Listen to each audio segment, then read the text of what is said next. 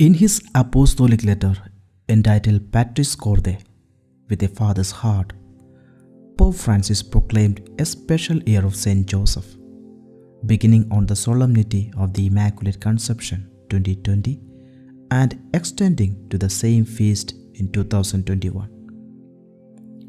This Apostolic Letter marks the 150th anniversary of Blessed Pope Pius IX's declaration of Saint Joseph as Patron of the Universal Church. In his Apostolic Letter, Pope Francis describes Saint Joseph's fatherly care to us with various views. In this video, we are going to see the person of Saint Joseph from a biblical perspective. Matthew and Luke, the two evangelists who speak most of Joseph, tell us very little, yet enough for us to appreciate what sort of father he was and the mission entrusted to him by God's providence. He is the husband of Mary and the legal father of Jesus. He belonged to Judah's tribe, who stood in the royal line of David. In the Gospel of Matthew, he was characterized as a just and righteous man. He was a carpenter by trade. The Greek word in this text describes him as a craftsman skilled in all kinds of woodwork and probably some masonry as well. Matthew's Gospel does not mention the hometown of Saint Joseph, but Luke writes, "And Joseph also went up from Galilee, from the city of Nazareth to Judea, to the city of David, which is called Bethlehem, because he was of the house and lineage of David." Luke chapter 2 verse 4.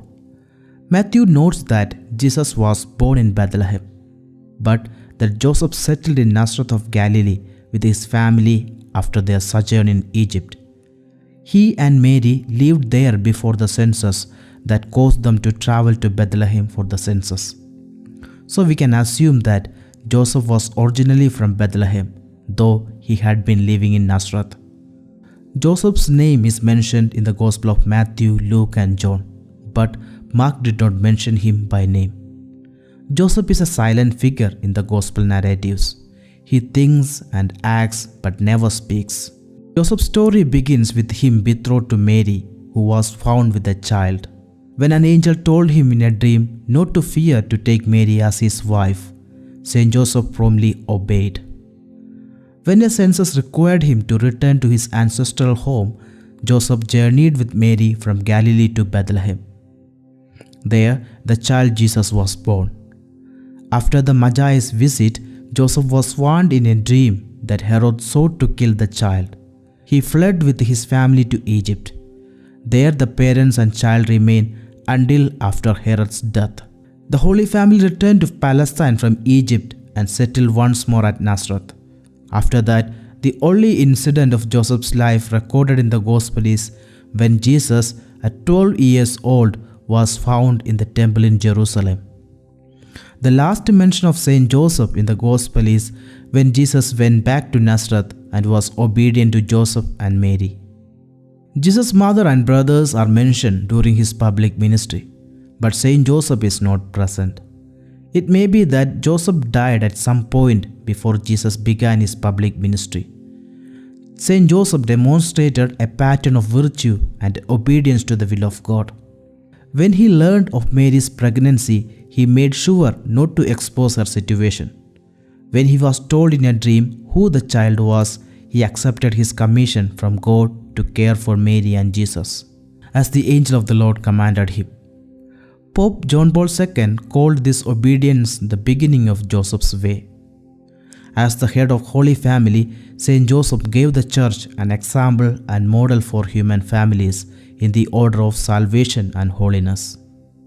Saint Joseph is also honored as the patron of a happy death and the patron of the Universal Church.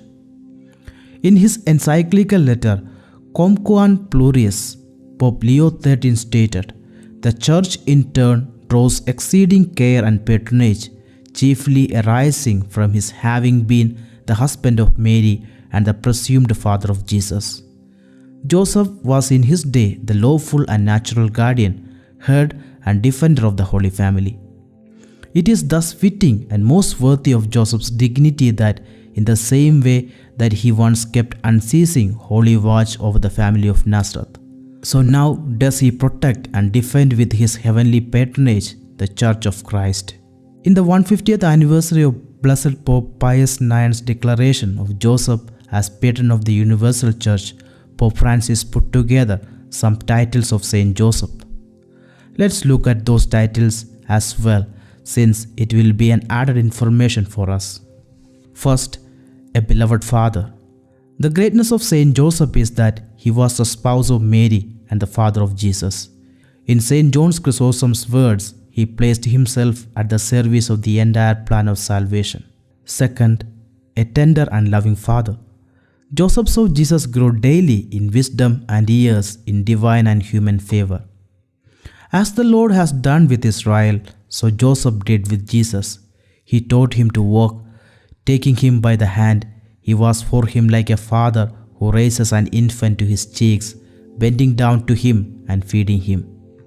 Third, an obedient father. As he had done with Mary, God revealed his saving plan to Joseph. He did so by using dreams, which in the Bible and among all ancient peoples were considered a way for him to make his will known. Fourth, an accepting father. Joseph accepted Mary unconditionally.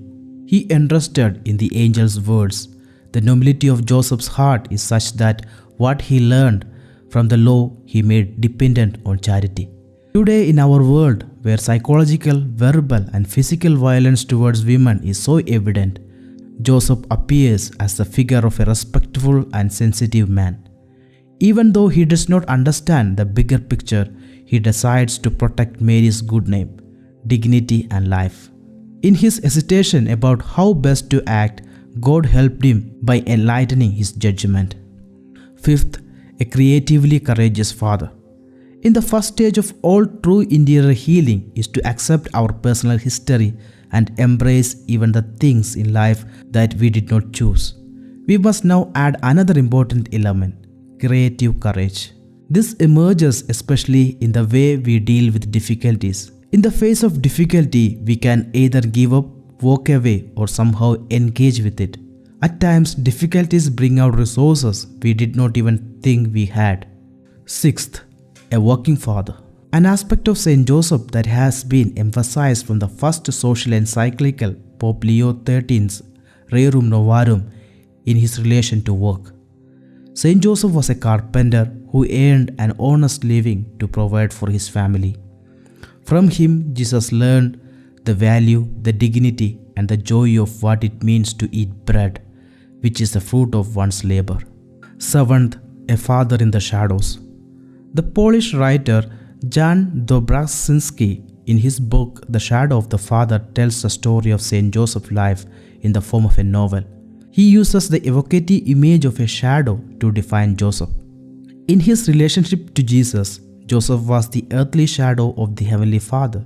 He watched over him and protected him, never leaving him to go his own way. We can think of Moses' words to Israel, "In the wilderness you saw how the Lord your God carried you, just as one carries a child all the way that you traveled."